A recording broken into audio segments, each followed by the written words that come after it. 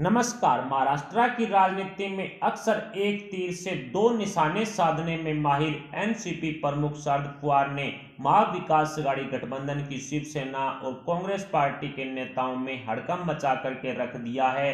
पिछले एक महीने से एनसीपी कांग्रेस शिवसेना के महाविकास आघाड़ी गठबंधन में अजीत पवार और कांग्रेस नेता अशोक चव्हाण की बगावत को लेकर के काफी ज्यादा घमासान मचा हुआ था और इसी बवाल के दौरान एनसीपी प्रमुख शरद पवार ने राहुल गांधी की क्षमता पर कई तरह के सवाल उठा दिए थे और इसके साथ ही कांग्रेस पर सिर्फ गांधी नेहरू परिवार का कब्जा होने की वजह से कांग्रेस का कमजोर होना भी शरद पवार ने बता दिया। लेकिन इस बयान को लेकर के कई बड़े खुलासे होकर के सामने आए हैं। पहला खुलासा तो ये हुआ था कि 2022 के बीएमसी चुनाव में कांग्रेस को शिवसेना और एनसीपी के साथ लाने के लिए इस तरह के सवाल राहुल गांधी पर उठाए गए, उनकी क्षमता पर उठाए गए और अब एक बड़ा खुलासा निकल करके सामने आया है जिसमें यह पता लगा है कि यूपीए का चेयरपर्सन बनने के लिए यानी कि एनसीपी प्रमुख शरद पवार खुद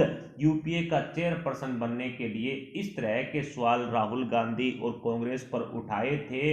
कहीं ना कहीं एनसीपी प्रमुख शरद पवार ने अपना खुद का नाम यूपीए के चेयरपर्सन की लिस्ट में डालना चाहा और इसी को लेकर के राहुल गांधी की क्षमता पर शरद पवार की तरफ से सवाल उठाए गए थे।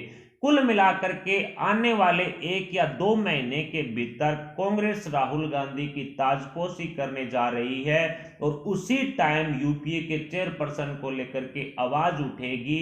लेकिन इसी महाराष्ट्र के अंदर मचे बवाल के दौरान एनसीपी प्रमुख शरद पवार ने राहुल गांधी की क्षमता पर सवाल उठा करके उन पार्टियों को अपने साथ ले लिया जो कहीं ना कहीं एनसीपी प्रमुख शरद पवार को यूपीए का चेयरपर्सन बनाना चाहते हैं। पिछले काफी समय से एनसीपी प्रमुख शरद पवार और शिवसेना प्रमुख उद्धव ठाकरे के बीच में साठगांठ चल रही थी और उसको लेकर के अब बड़ा खुलासा ये हुआ है कि एनसीपी प्रमुख शरद पवार को यूपीए का चेयरपर्सन बनाने के लिए इस तरह की बयानबाजी राहुल गांधी के खिलाफ और कांग्रेस के खिलाफ की गई थी। यानी कि कांग्रेस का प्रेसिडेंट तो गांधी नेहरू परिवार से हो सकता है लेकिन यूपीए का चेयरपर्सन तो कोई भी हो सकता है। इस तरह की आवाज अब शरद पवार की तरफ से उठा दी गई है और कुछ रीजनल पार्टियों को अपने साथ लेने का काम शरद पवार कर चुके हैं। अब दो भागों में यूपीए बंट चुका है, एक कहीं ना कहीं कांग्रेस के साथ है और दूसरा पवार के साथ है। जो शरद पवार के साथ है वो साफ कह रहा है कि जिससे इंसान से खुद कांग्रेस नहीं संभल रही है वो कैसे पूरे यूपीए का मार्गदर्शन कर सकता है। इसलिए यूपीए का चेयरपर्सन ऐसे नेता को बनाया जाए जो राजनीति का ज्ञाता हो, पुराना खिलाड़ी हो। सोनिया गांधी जिस तरह से अस्वस्थ चल रही है उनकी जगह पर शरद पवार को रिप्लेस कर दिया जाना चाहिए।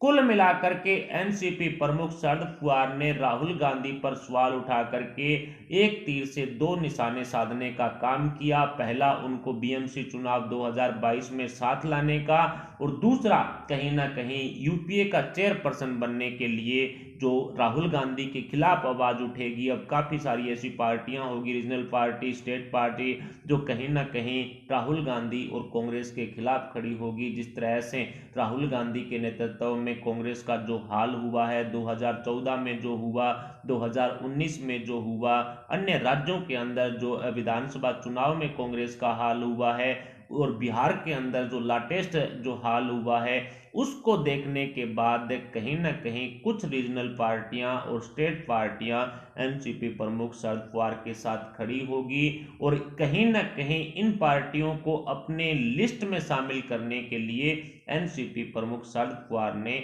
राहुल गांधी की काबिलियत, राहुल गांधी की क्षमता पर सवाल उठाए थे और कांग्रेस पर गांधी परिवार का कब्जा हो सकता है लेकिन यूपीए चेयरपर्सन पर किसी का भी कब्जा हो सकता है। इस तरह की बात कहीं ना कहीं एनसीपी प्रमुख शरद पवार ने अपने बयान में कह दी।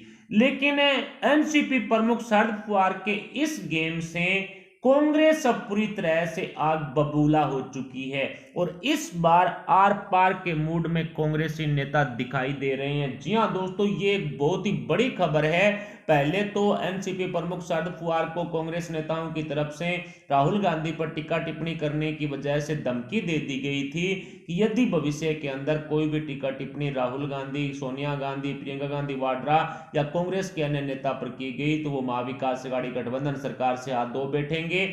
लेकिन अब जिस तरह से शिवसेना ने एक तरह से जो एनसीपी प्रमुख शरद पवार का यूपीए चेयरपर्सन बनने के लिए जो समर्थन किया है, उससे अब सोनिया सेना पूरी तरह से बौखला गई है। जी हां दोस्तों, शिवसेना ने शरद पवार का समर्थन कर दिया है, लेकिन कांग्रेस को सोनिया गांधी की जगह किसी और को देने वाली बात बिल्कुल भी रास नहीं आई है।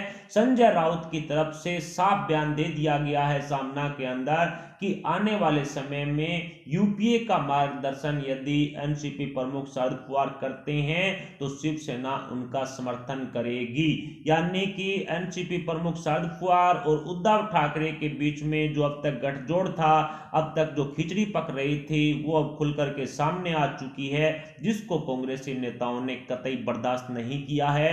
कांग्रेस शिवसेना के साथ सिर्फ इस कंडीशन के साथ आई थी कि भारतीय जनता पार्टी को सत्ता से दूर रखा जाए, और कहीं ना कहीं अब यदि कांग्रेस की तरफ से इस कंडीशन को तोड़ दिया जाता है तो मान करके चलिए कांग्रेसी नेता अब महाविकास अघाड़ी गठबंधन को तोड़ेंगे ही नहीं बल्कि चकनाचूर कर डालेंगे। यदि यूपीए से गांधी परिवार का जो कांटेक्ट है वो कटता है और सिर्फ कांग्रेस तक सीमित रहता है गांधी परिवार का नाम, तो आप मान करके चलिए कांग्रेस का दी एंड हो जाएगा। लेकिन जिस तरह से राहुल गांधी को यूपीए चेयरपर्सन और कांग्रेस का प्रेसिडेंट बनाने की कोशिश जो कहीं ना कहीं कांग्रेसी नेताओं की तरफ से की जा रही थी, उस पर एनसीपी प्रमुख शरद पवार पानी फेरते हुए दिखाई दे रहे हैं, क्योंकि यूपीए में शामिल काफी सारी पार्टियों ने एनसीपी प्रमुख शरद पवार का समर्थन कर डाला है।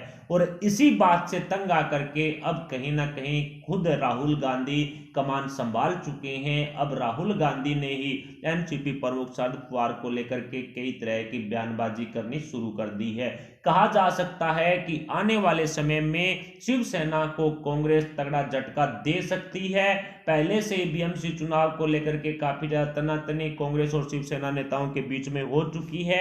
उसके बाद शरद पवार के बयान को लेकर के काफी ज्यादा धमकियां आपस में मिल चुकी है, और अजीत पवार, अशोक चव्हाण, संजय निरुपम, मिलन देवड़ा जैसे नेताओं की बगावत की चर्चाएं भी तेज हो गई थी। और अब जिस तरह से बड़ा खुलासा हुआ है एनसीपी प्रमुख शरद पवार को यूपीए का चेयरपर्सन बनाने के लिए शिवसेना की तरफ से जो समर्थन करने की बात कही गई है, उससे अब कांग्रेस चिढ़ गई है और उद्धव ठाकरे की सीएम कुर्सी पर कांग्रेस का ग्रहण लगने वाला है।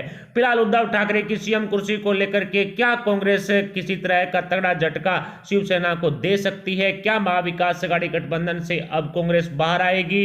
इस पर आप अपने विचार हमें कमेंट बॉक्स में बताएं। साथ ही वीडियो को लाइक करके हमारे चैनल को सब्सक्राइब जरूर कर लें। अभी के लिए इतना ही, मिलते हैं अगली अपडेट के साथ। तब तक के लिए जय हिंद, जय भारत।